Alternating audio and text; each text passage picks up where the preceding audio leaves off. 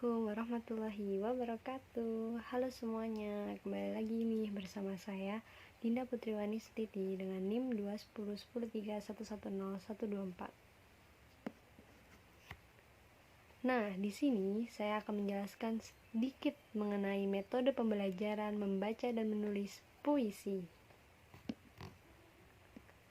Namun, sebelum itu saya akan mengajak kalian semua untuk selalu mematuhi protokol kesehatan dengan menjaga jarak ketika keluar, selalu mencuci tangan dengan sabun, dan selalu memakai masker ketika berada di luar. Nah, tentunya kalian semua harus mengetahui bahwa puisi adalah karya sastra yang menggunakan kata yang indah dan penuh makna untuk mengungkapkan perasaan. Nah, perlu kalian ketahui dalam menulis puisi, biasanya ada kriteria atau ketentuan yang sesuai. Yang pertama ialah dengan suasana hati. Nah, kalau menulis puisi atau membaca puisi itu harus dengan suasana hati. Dan yang kedua, harapan ataupun cita-cita. Dalam menulis puisi, ini juga perlu diperhatikan. Yang ketiga, dengan keadaan sekitar. Dan yang keempat, mengutarakan ide. Dalam menulis puisi juga kita perlu mengutarakan ide-ide yang ada di pikiran kita. Nah, kemudian pada intinya dalam menulis sebuah puisi perlu persiapan yang harus dilakukan.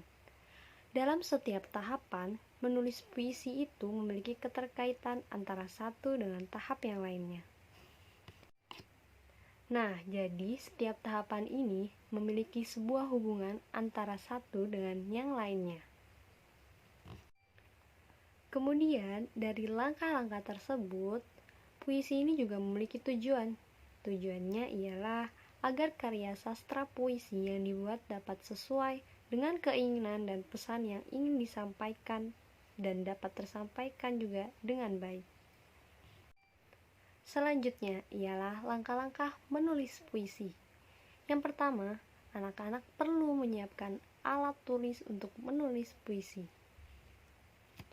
Mulai dari pensil, buku tulis, kertas, penghapus, atau pulpen, atau apapun itu yang menjadi termasuk alat tulis yang akan disiapkan saat menulis puisi. Lalu yang kedua, ialah menentukan tema dan judul puisi.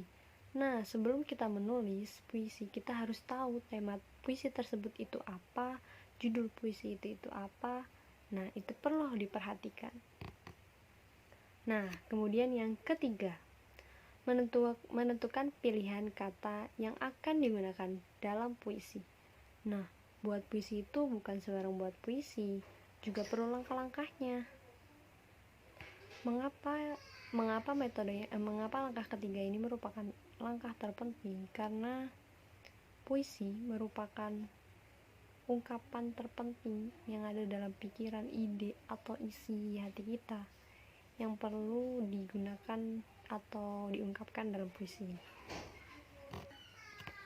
Kemudian menentukan kata yang benar dan mana yang salah.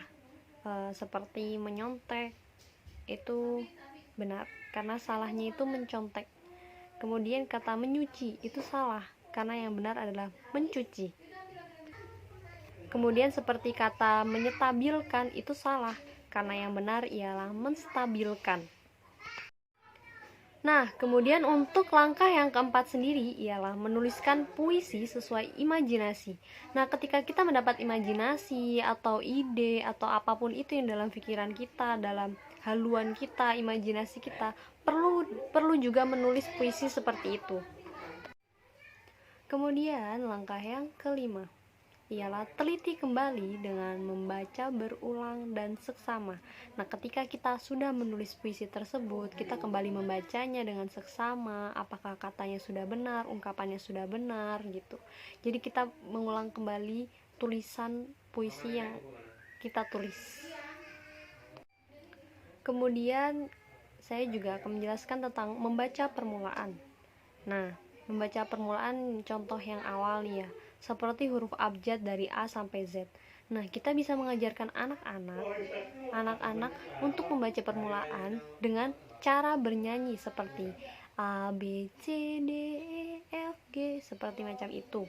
Kemudian dengan cara itu mungkin anak-anak dapat mudah menangkap dalam menghafal huruf abjad dari A sampai Z tersebut. Nah, selanjutnya juga ada jenis kesulitan menulis permulaan. Nah, yang pertama ialah motorik, kedua perilaku, ketiga persepsi, keempat memori, dan kelima kemampuan memahami instruksi. Itulah jenis kesulitan dalam menulis permulaan. Nah, selanjutnya ialah cara mengatasi kesulitan menulis. Yang pertama ialah melatih anak memegang pulpen yang baik dan benar, dan melatih anak untuk cara mengungkapkan tulisan dengan baik. Ketika dia menulisnya dengan benar dan baik juga. Lalu yang kedua, mulai menulis dari hal yang paling sederhana, semisal aku, ibu, bapak. Ajarkanlah cara nulis sederhana kepada anak. Nah, berikut ini adalah cara contoh membaca puisi dengan baik dan benar.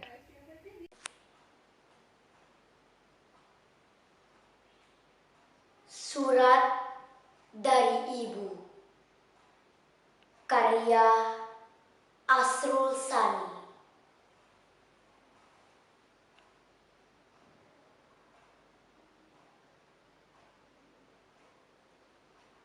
Pergi ke dunia luas,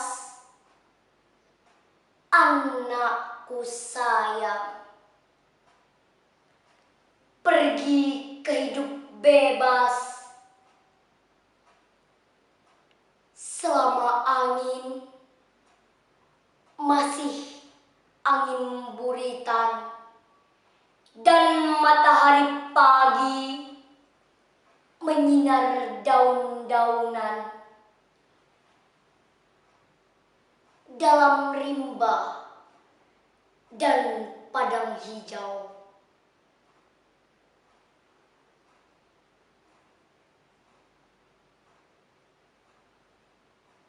pergi ke laut lepas, anakku sayang.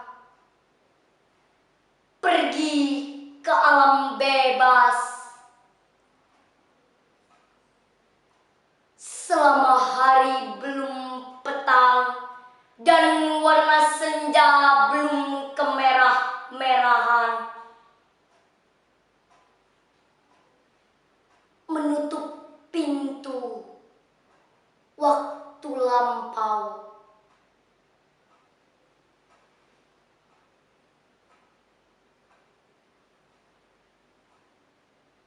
Jika bayang telah pudar dan elang laut pulang ke sarang, angin bertiup ke benua, tiang-tiang akan kering sendiri, dan nahkoda sudah tahu pedoman.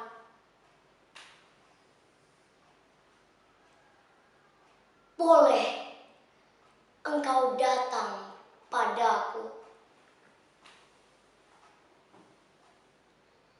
kembali pulang, anakku sayang. Kembali ke balik malam,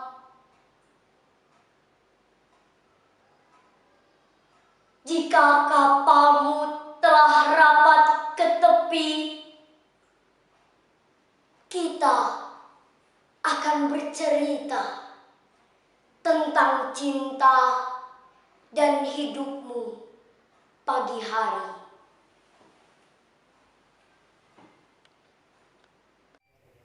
Nah, pembacaan puisi sebelumnya ialah contoh membaca puisi dengan baik dan benar. Nah, itu juga termasuk memakai metode membaca puisi dengan suara lantang, nyaring. Nah, juga mengekspresikan puisi dengan baik dan benar. Sekian dari saya. Wassalamualaikum warahmatullahi wabarakatuh.